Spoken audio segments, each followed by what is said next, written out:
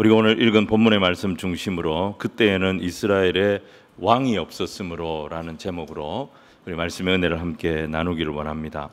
사사기는 크게 3부로 나눌 수가 있습니다. 사사기의 1부는 1장과 2장입니다. 각 지파의 가나안 정복 역사를 기록하고 있습니다. 근데 사사기의 정복 역사는 여호수아 시대의 정복 역사하고는 차이가 있습니다. 뭔가 응거주춤합니다. 가나안 족속들과 계속 타협을 합니다. 그래서 이스라엘이 가나안 땅에 살기는 살지만 아주 애매한 모습으로 살게 되었다. 그 역사를 보여줍니다. 사사기의 2부는 가장 많은 내용을 다룹니다. 3장부터 16장입니다. 가나안 족속들과 공존하는 것을 선택을 했던 이스라엘 백성들은 점점 가나안화 되어져 가기 시작합니다. 그들은 제일 먼저 경제적으로 하나가 됐습니다. 그 다음에는 정치적으로 하나가 됩니다. 그 다음에는 영적으로 예속이 되기 시작합니다. 그리고 그들은 이 가나안 사람들의 지배를 받아서 억압을 겪게 되고 고통을 당하게 됩니다. 그 억압과 고통을 이기지 못해서 결국 그들은 여호와께 부르짖게 되지요. 이들의 부르짖음을 들으신 여호와 하나님은 이들에게 한 구원자를 보내셨습니다. 이 사람들이 바로 사사기에 나오는 사사들이었던 것입니다. 이 사사들이 사역하는 동안에 한시적이기는 하지만 이스라엘은 하나님의 회복을 경험하게 됩니다. 그리고 하나님이 주시는 영적인 부흥을 맛보게 되었습니다. 하지만 사사기 전체의 역사는 이런 타락과 고통과 부르짖음과 사사를 보내심과 평화의 도래가 반복되면서 더 나아지는 것이 아니라 이 흐름 속에 점점 그들의 영적인 타락과 세속화의 모습은 깊어지고 넓어지는 그런 시대가 사사시대였습니다. 그 시대의 영적인 타락과 세속화가 어느 정도로 심했느냐, 이게 이제 17장부터 나오는 내용이 바로 그 실상을 가감없이 보여주는 내용입니다. 이게 사사기의 3부이지요. 17장부터 21장 사이에는 두 지파가 대표적으로 언급이 됩니다. 가나안 북쪽에서는 다한 지파입니다. 가나안 남쪽에서는 베냐민 지파입니다. 다한 지파는 우상 숭배로 완전히 망하는 지파가 됩니다. 그리고 베냐민 지파는 동성애와 음란으로 거의 망합니다. 장정 600명이 남고 남자들이 전부 다 죽게 됩니다. 이런 무서운 심판을 겪습니다. 여러분, 이 두 지파를 멸망으로 이끈 이들의 범죄에는 모두 레위인의 타락이 연결되어져 있는 것을 사사기가 보여줍니다. 여러분, 레위인의 타락은 일반인의 타락하고는 차원이 다릅니다. 레위인이 타락하게 되면 이스라엘의 영적인 기준이 무너지게 되는 거예요. 도덕적 기준이 무너지게 되는 거예요. 기준이 무너지니까 사람들은 전부 변질이 됩니다. 그때부터는 종교 생활을 해도 그 종교 생활의 목적이 뭐냐? 자기 이기심을 채우는 것입니다. 자기의 탐욕을 합리화시키기 위해서 종교 생활을 하는 거예요. 종교가 변질이 되는 거예요. 그래서 이 사사기의 3부가 시작되는 17장 6절에 뭐라고 말씀하셨느냐? 그때에는 이스라엘에 왕이 없었으므로 사람마다 자기 소견에 옳은 대로 행하였더라.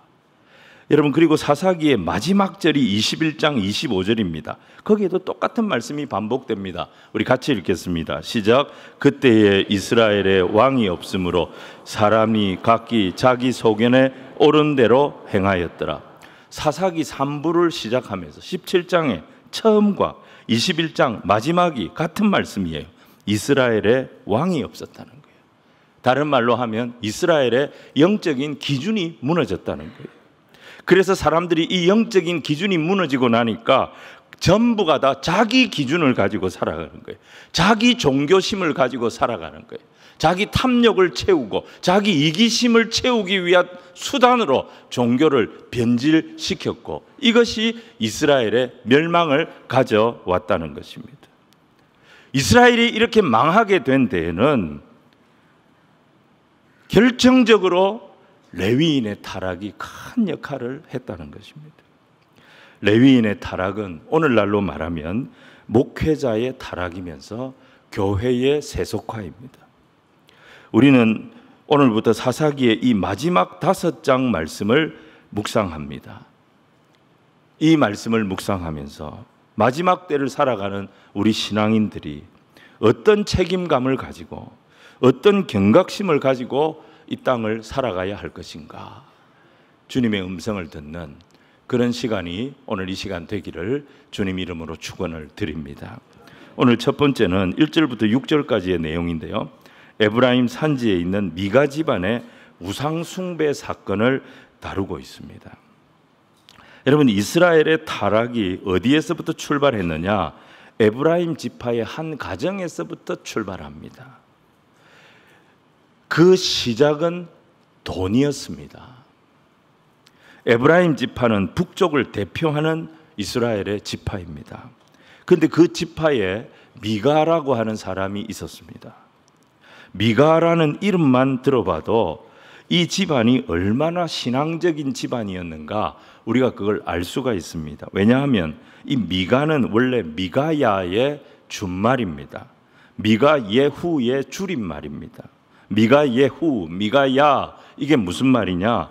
여호와와 같은 이가 누가 있느냐? 여호와가 최고다.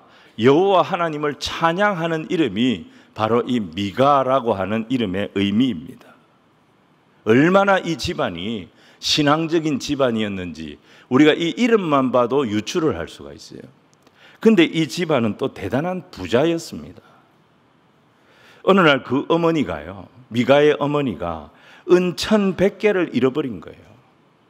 여러분, 은 1,100개 어디서 많이 들어보지 않았습니까? 익숙한 단어 아닙니까? 어디서 들어봤지요? 들릴라가 삼손의 힘의 비밀을 알아냈을 때 블레셋의 5 도시국가, 각 도시마다 이 들릴라에게 주었던 포상이 은 1,100개였습니다. 그러니까 은 1,100개라고 하는 이 돈은요, 한 개인이 쉽게 가질 수 있는 그런 돈이 아니었던 거예요. 엄청난 돈이에요. 이걸 미가의 어머니가 잃어버린 거예요. 그래서 어떤 사람들은 이 미가의 어머니를 들릴라로 보는 그런 견해를 갖고 있기도 합니다. 너무 화가 났죠. 은 1,100개를 잃어버렸으니까 이 어머니가 너무 화가 났어요. 그래서 자신의 이 귀중한 돈을 훔쳐간 도둑에게 막 저주를 퍼부었던 거죠. 그런데 사실 그 도둑이 누구였느냐? 자기 아들 미가였던 것입니다. 미가는 돈이 탐이 나서 어머니의 돈을 훔친 거예요. 그런데 이 미가도 어머니와 같이 종교심이 있는 사람이었어요. 어머니가 계속 저주를 퍼부으니까 겁이 났던 거예요. 그래서 실토를 하게 됩니다. 2절 말씀을 우리 같이 읽겠습니다. 시작. 그의 어머니에게 이르되 어머니께서 은 1,100을 잃어버리셨으므로 저주하시고 내 귀에도 말씀하셨더니 보소서 그 은이 내게 있나이다. 내가 그것을 가졌나이다 하니 그의 어머니가 이르되 내 아들이 여호와께 복받기를 원하노라 하니라. 돈이 딱 들어오니까 어머니 태도가 싹 바뀌는 거예요. 돈 없을 때는 그렇게 저주했던 그 입으로 돈이 싹 들어오니까 축복을 하기 시작했던 것입니다. 돈 잃으면 저주하기 시작하고 돈 들어오면 축복하기 시작하고. 신앙이 없는 건 아니죠. 이 어머니가 신앙이 있긴 있는데 뭐가 없는 거예요? 기준이 없는 거예요. 바른 기준이 없는 거예요. 바른 기준이 없으니까 도둑질한 자기 아들을 향하여 제대로 훈계를 못하는 겁니다. 돈 찾고 아들을 막 축복하고 있어요. 그런데 어머니는 종교심이 있어요. 무슨 두려움이 생기기 시작했느냐? 자기 입으로 저주한 이 저주의 효력이 일어날까 봐 이게 겁이 나기 시작했던 거예요. 율법에는 이런 경우에 어떻게 해야 되느냐? 하나님 앞에 나와서 속죄제를 드려야 합니다. 사람이 말 실수할 수 있지 않습니까? 사람이 잘못할 수도 있지 않습니까? 근데 그런 죄를 지었을 때 가만히 있으면 안 되고 하나님 앞에 나와야 되는 거예요. 하나님 앞에 나와서 회개하는 거예요. 하나님, 내 입술의 죄를 고백합니다. 주님, 제가 실수했습니다. 실언을 했습니다. 제가 제 입술로 죄를 지었습니다. 고백하고 온전한 속죄제를 드려야 하는 것입니다. 그러면 되는데 이 모자는 그렇게 하지 않습니다. 이들은 하나님의 법이 아니라 자기들의 방식으로 이 저주를 해결하려고 했던 것입니다. 그 방식이 뭐냐? 되찾은 돈으로 우상을 만드는 거였습니다. 자, 3절로 5절 말씀을 우리 길지만 함께 읽겠습니다. 시작. 미가가 은 1,100을 그의 어머니에게 도로 주매 그의 어머니가 이르되 내가 내 아들을 위하여 한 신상을 새기며 한 신상을 부어 만들기 위해 내 손으로 그러므로 내가 이제 이 은을 내게 도로 주리라. 미가가 그 은을 그의 어머니에게 도로 주었으므로 어머니가 은 200을 가져다 은장색에게 주어 한 신상을 새기고 한 신상을 부어 만들었더니 그 신상이 미가의 집에 있더라. 그 사람 미가에게 신당이 있으므로 그가 에봇과 드라빔을 만들고 한 아들을 세워 그의 제사장으로 삼았더라. 자, 이렇게 하면서 문제가 지금 이제 굉장히 복잡해지기 시작합니다. 분명히 뭐라 그랬어요? 그 어머니가 뭐라 그랬어요? 자기 아들을 위하여 이 은을 여호와께 거룩히 드린다, 이렇게 말했습니다. 말은 이렇게 해놓고 실제로는 어떻게 합니까? 1,100개를 드린 것이 아니라 1,100개 중에 200개를 가지고 우상을 만든 거예요. 말하고 행동하고 다르죠. 또 여러분, 신상이라고 하는 것은, 그 당시에 이 우상이라고 하는 것은 두 종류가 있었습니다. 하나는 조각을 하거나 새겨서 만든 우상이 있습니다. 이 우상을 페셀이라고 부릅니다. 또 하나는 마세카라고 하는 우상이 있습니다. 이거는 주물로 부어서 만든 우상입니다. 근데 오늘 보십시오. 이 어머니는 두 신상을 다 만듭니다. 거기다가 미가의 집에 뭐가 있습니까? 신당이 있었다 그랬습니다. 여러분, 원어에는 이 신당의 이름이 뭐라고 되어 있느냐? 베이트 엘로힘, 이렇게 되어 있습니다. 하나님의 집이라는 거예요. 하나님의 집을 어디다 만들어 놨느냐? 자기 마음대로 자기 집안에다가 만든 것입니다. 신명기 12장 5절을 보시면 하나님의 처소는 사람이 정하는 게 아닙니다. 하나님이 정하십니다. 그리고 그 처소 외에는 자기 마음대로 예배할 수 없도록 성소를 함부로 만들거나 성소를 함부로 정하거나 그렇게 하지 못하게 하셨습니다. 자, 표준 세번역으로 신명기 12장 5절 말씀을 우리 같이 읽겠습니다. 시작. 당신들은 주 당신의 하나님이 자기의 이름을 두려고 거처로 삼으신 당신들 모든 지파 가운데서 택하신 그곳으로 예배를 드려야 합니다. 여러분 보십시오. 함부로 예배할 장소를 자기가 정하는 게 아니에요. 자기가 만드는 게 아닙니다. 그리고 이 신당에 뭐가 있었느냐? 에봇과 드라빔이 같이 있습니다. 에봇은 제사장이 입는 옷입니다. 드라빔은 우상입니다. 여러분, 하나님의 집이라고 이름한 이 신당에 드라빔과 에봇이 같이 있어요. 이게 말이 됩니까? 완전히 잡탕이에요. 지금 잡탕. 그리고 미가가 제사장을 누구를 삼습니까? 자기 아들을 제사장을 삼습니다. 여러분, 미가는 레위 지파가 아닙니다. 에브라임 산지 사람입니다. 그런데도 이 집안은 자기들 마음대로 자기 식구를 제사장으로 임명을 한 겁니다. 아무 기준이 없어요. 자기 종교심, 자기 열심으로 종교 생활을 하고 있는 거예요. 자, 오늘 두 번째, 미가 집안의 문제 처리 방법입니다. 여러분, 이 가정에 지금 고민이 뭡니까? 미가의 어머니가 자기 입으로 뱉은 저주를 어떻게 풀 것인가? 이게 바로 고민거리였던 것이죠. 도둑 맞은 돈은 돌아왔습니다. 근데 뱉은 저주는 이미 뱉었기 때문에 계속 마음속에 깨림직한 거예요. 이게 불안한 거예요. 그 저주가 자기 아들에게 임할까 봐, 그 저주가 자기 집안에 임할까 봐 두려웠던 거예요. 그래서 뭘 합니까? 스스로 우상을 만듭니다. 말도 안 되는 가정 신당에서 가정 제사장을 자기 마음대로 임명하고 자기 마음에 맞는 종교 의식을 하고 있었던 것입니다. 영적인 무질서의 극치를 보여주는 장면입니다. 왜 미가의 어머니는 이 문제를 가지고 하나님의 성막을 찾아가지 않았을까요? 당시의 성막은 실로에 있었습니다. 왜 그들은 실로에 가지 않았을까요? 율법에 따르면 도둑질한 것은 4배로 갚아야 됩니다. 그리고 속죄제를 또 드려야 됩니다. 예를 들어서 소 1마리를 내가 훔쳤다. 그러면 소 4마리로 변상해야 됩니다. 그리고 또 1마리는 속죄제로 하나님 앞에 드려야 합니다. 도둑질 한번 했다가는 소 1마리 훔쳤다가는 소 5마리로 갚아야 되는 것입니다. 그러니까 도둑질 한번 하면 완전히 패가망신할 줄 알아라. 이걸 가르쳐 주는 것이 율법 정신입니다. 도둑질은 죄다. 노력하지 않고 땀 흘리지 않고 남의 돈으로 편하게 살려고 하는 것은 도둑질이다. 그러니 다시는 도둑질할 생각하지 마라. 이게 율법의 정신인 것입니다. 그런데 우상 종교는 어떻습니까? 우상 종교는 죄를 드러낼 필요가 없다는 것입니다. 회개할 필요도 없다는 것입니다. 도둑 맞은 것 중에, 도둑질한 것 중에 일부를 신에게 바치고 그러면 신이 해결을 해준다는 것입니다.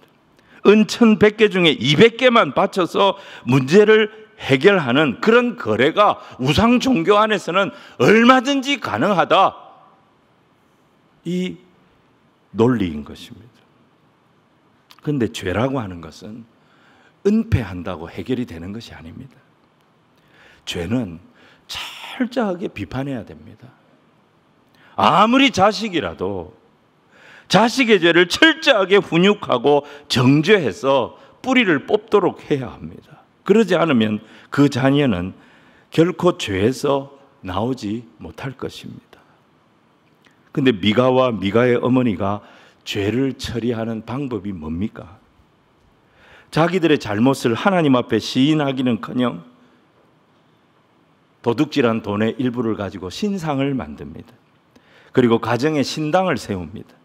가족 중에 한 사람을 제사장으로 삼아서 자신들의 도둑질을 은폐하고 얼버무리고 넘어가려고 했던 것입니다. 사실 사람의 종교심이라고 하는 것은 죄를 감추려고 하는 본능과 연관이 있습니다. 죄가 많은 사람들일수록 종교적인 열심이 대단합니다. 그 종교적인 열심으로 자기의 죄를 위장하려고 하는 것입니다. 이게 사람의 본성입니다. 그런 사람들일수록 열심은 있는데 말씀은 싫어합니다. 말씀은 자기 죄를 계속 지적하거든요. 말씀은 자기 죄를 계속 생각나게 만들거든요. 그러니까 말씀은 싫어합니다. 이 사람들은 자기 삶은 바꾸고 싶지 않은 거예요. 자기 삶의 변화는 원치 않는 거예요. 종교적인 열심으로 내 잘못한 거, 내 죄 지은 거, 그거 그냥 덮고 넘어가려고 하는 것입니다. 그리고 오히려 교회에서는 내가 위로받아야 된다, 지지받아야 된다, 이런 생각을 하는 것입니다. 여러분, 이거는 조폭들이 하는 짓입니다. 깡패 두목들 보십시오. 부하들이 스스로 판단하고 스스로 생각하는 거 좋아하는 두목 없습니다. 그냥 나눠주는 돈이나 받고 시키는 일이나 열심히 하기를 원합니다. 그러나 우리 하나님은 그런 하나님이 아닙니다. 신비주의의 껍데기를 깨트리는 분이십니다.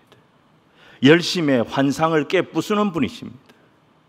하나님이 의로우신 분이라는 것은 우리 하나님은 바른 관계 속에 역사하시는 하나님이시라는 뜻입니다. 바른 관계가 뭡니까? 잘못된 욕망에 지배당하지 말라는 것입니다.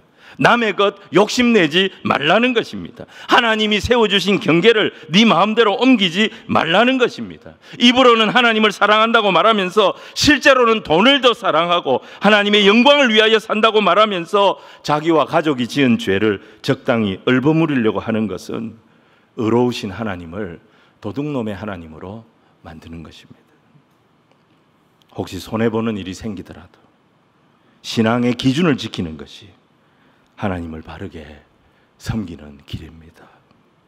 미가의 어머니는 가진 것이 많았습니다. 첫째로 재물이 많았습니다. 두 번째로 자식에 대한 사랑이 많았습니다.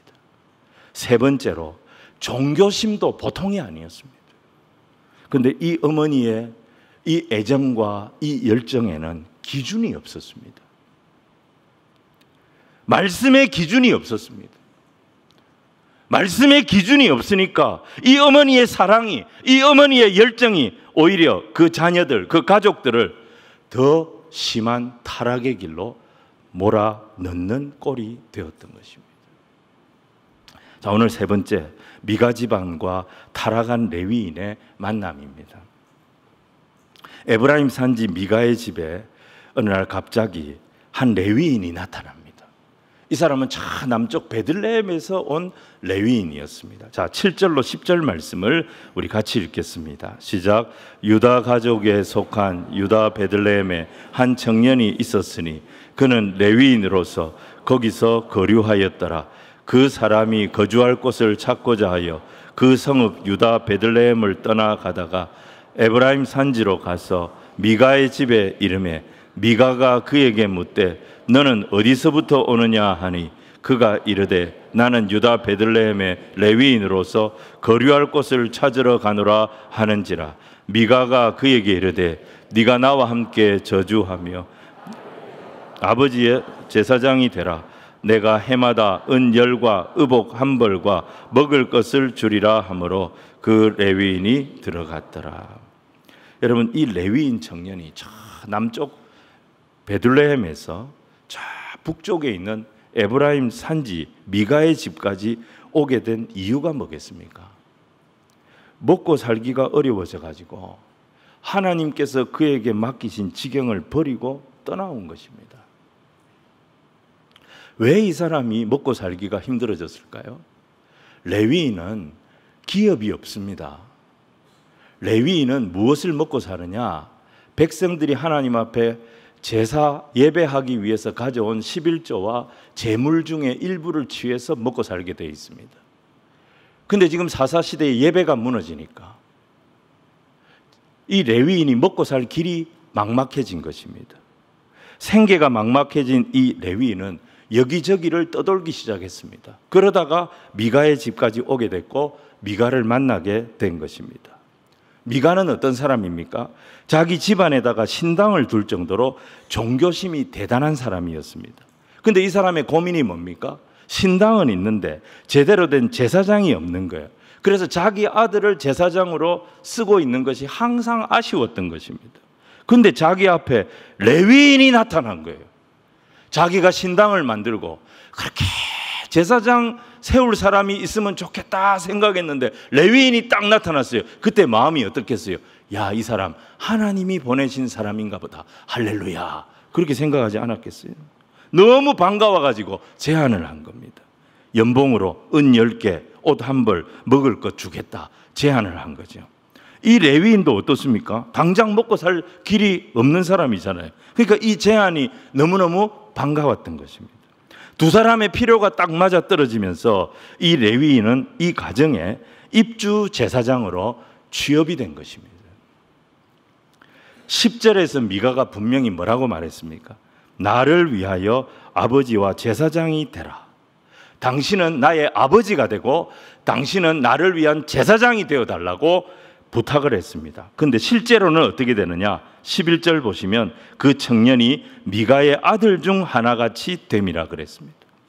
겉으로는 구별된 제사장으로 모신 겁니다. 그런데 실제로 이 제사장은 미가에게 고용된 미가의 종이었습니다. 하나님의 종도 사람의 도움을 받아서 사는 것은 맞습니다. 사람의 도움을 받는 것은 맞지만 그렇다고 해서 하나님의 종이 사람에게 빌붙으면 안 됩니다. 로마서 14장 18절에 사도 바울이 뭐라고 했습니까? 이로써 그리스도를 섬기는 자는 하나님을 기쁘시게 하며 사람에게도 칭찬을 받느니라. 뭐가 우선입니까? 하나님을 기쁘시게 하는 것이 우선입니다. 하나님을 기쁘시게 하다 보면 사람에게도 존경을 받고 칭찬을 받고 인정을 받게 된다는 것입니다. 근데 주의 종이 하나님을 기쁘시게 하는 일은 뒤로 하고 사람들이 듣고 싶어 하는 말이나 해주고 사람들의 아쉬운 곳이나 긁어주고 그런 일을 하기 시작하면 그는 하나님의 종이 아닌 것입니다. 미가의 집에 온 이 레위인이 제대로 된 레위인이었다면 굶더라도 하나님께서 자기를 보내신 그 땅을 끝까지 지켰어야 했습니다. 민수기 35장을 보시면 레위인이 거할 성읍을 하나님이 정해 주셨습니다. 42개 성읍 하나님이 정해 주셨고, 도피성 6개, 총 48개 성읍, 이 성읍에 레위인이 살아야 한다. 이 성읍의 반경 얼마 이상을 벗어나서는 안 된다. 하나님께서 정해 주셨습니다. 레위인은 자기가 거할 것을 자기 마음대로 정하는 게 아닙니다. 근데 이 레위인은 어떻습니까? 먹고 살기가 힘들어지니까 먹고 살기 위해서 여기저기를 기웃거리고 돌아다녔습니다. 결국 누구를 만납니까? 자기 종교심, 자기의 이 허황된 종교심을 정통신앙으로 포장을 하고 싶었던 이 미가라고 하는 변질된 신자를 만났던 것입니다. 목회자는 주는 수입을 보고 움직이는 사람이 되면 안 됩니다. 여기저기 얼마 주는가 알아보고 기웃거리다가 이 미가의 집에 고용된 제사장 꼴이 되는 것입니다. 복음을 전하는 자는 복음으로 산다. 이것이 주님이 정해주신 원리인 것입니다. 목회자에게 소득이 적은 것은 부끄러운 것이 아닙니다. 내가 못나서 그렇게 받고 사는 것도 아닙니다. 복음을 전하는 사람은 복음에 자기의 모든 것을 걸어야 합니다. 필요하다면 하나님께서 채워주시고 필요하다면 하나님께서 부어주신다. 이걸 당당하게 여길 수 있어야 목회자로 살아갈 수가 있는 것입니다. 목회자가 돼가지고 성도들 찾아다니면서 아쉬운 소리나 하고 그건 목회자의 바른 태도가 아닌 것입니다. 미가의 집에 들어간 레위인은 일시적으로는 안정된 생활을 할 수 있었는지 모르겠습니다. 하지만 미가의 도움을 받아서 먹고 사는 이 레위인이 이 집을 향하여 무슨 말을 제대로 할 수 있겠습니까? 미가가 자기 집에 신당을 세운 목적이 뭐겠습니까? 미가가 떠돌이 레위인을 자기 가정 제사장으로 고용한 이유가 어디에 있겠습니까? 12절과 13절 말씀을 우리 같이 읽겠습니다. 시작. 미가가 그 레위인을 거룩하게 구별하며 그 청년이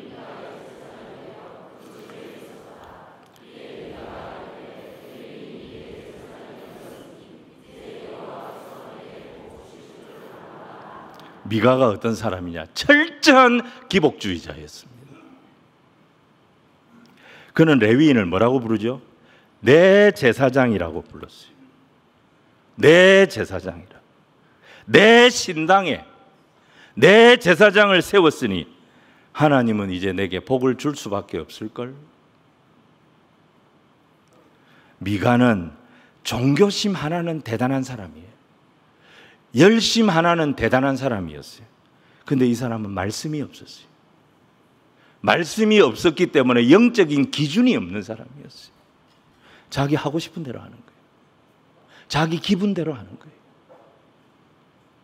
그런 사람에게 이 레위인이 고용이 됐으니까 이 레위인이 어떻게 바른 신앙의 기준을 가지고 이 집안을 가르칠 수가 있겠습니까? 하나님의 사람에게 수입이라고 하는 것은 2차적인 것입니다. 가장 중요한 것은 뭐냐? 성도들을 하나님의 말씀 앞에 거룩한 자로 구비시키는 것, 준비시키는 것입니다. 거기에 자신의 모든 삶을 드릴 각오가 있어야 하는 것입니다. 그런데 이 레위인은 말씀을 버리고 안정을 택했습니다. 그리고 18장 보시면 이 레위인이 무슨 짓을 하는가?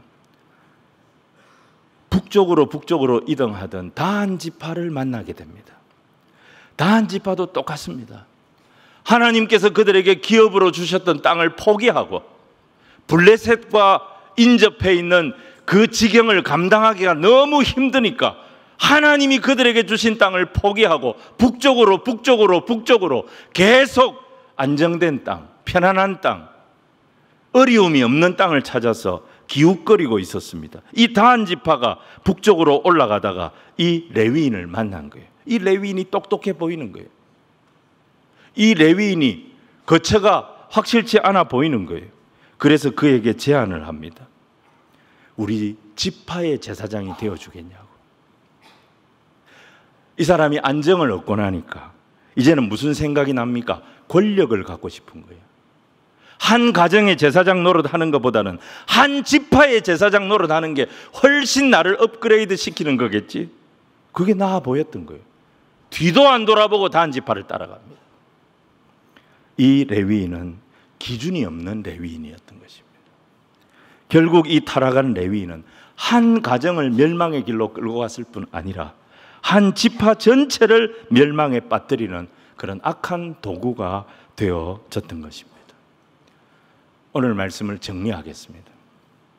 사사기 17장에서 우리는 여러 사람을 만납니다. 이들의 하나 같은 공통점이 뭡니까? 기준이 없다는 것입니다.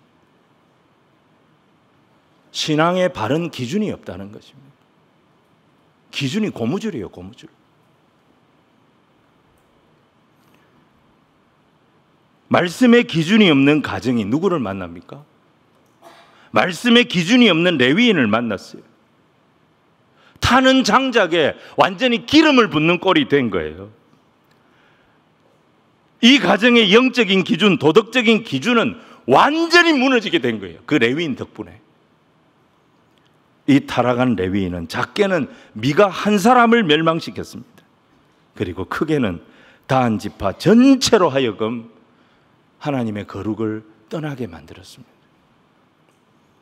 여러분, 사사기는 사실 16장으로 끝나도 아무 문제가 없어요. 삼손 사건으로 끝나도 아무 문제가 없어요. 근데 17장부터 21장까지 이 5장을 왜 하나님께서 사사기에 포함을 시킨 걸까요? 왜 새로운 스토리를 포함을 시킨 걸까요? 왜 이 말씀을 오늘 우리로 하여금 읽게 만드시고 듣게 만드시는 걸까요? 이 말씀이 중요한 거예요. 레위인의 타락은 오늘날로 말하면 교회에 세속합니다. 교회의 사명, 교회의 생명은 어디서 나오느냐? 거룩에서 나옵니다.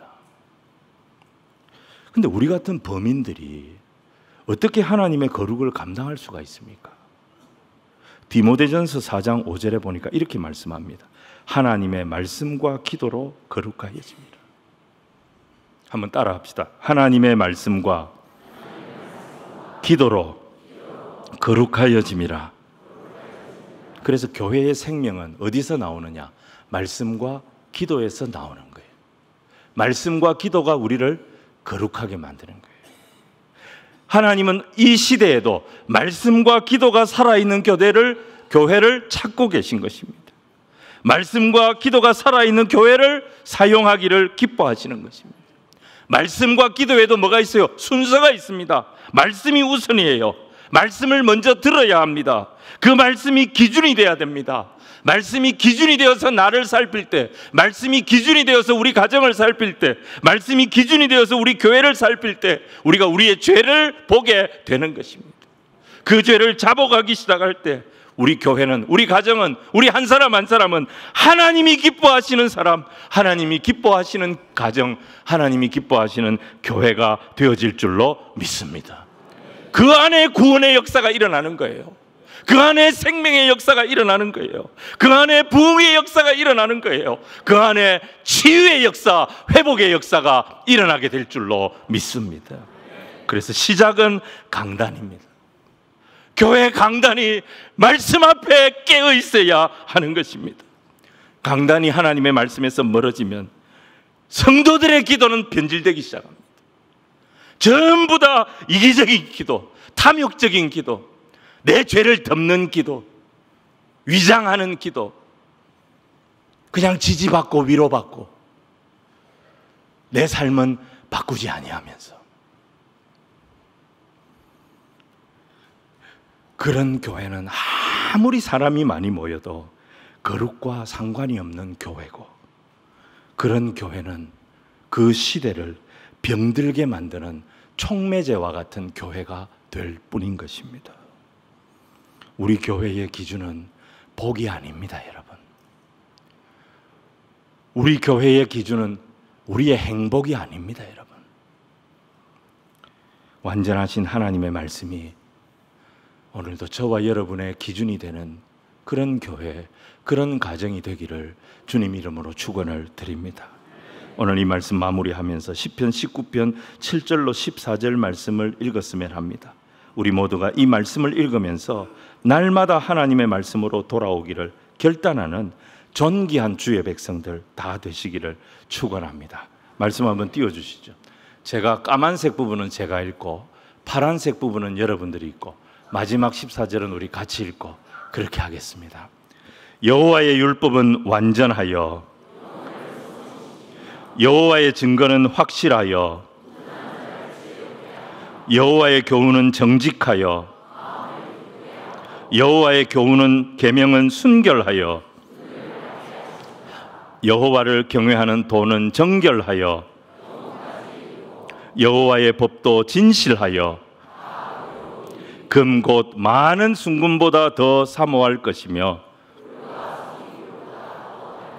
또 주의 종이 이것으로 경고를 받고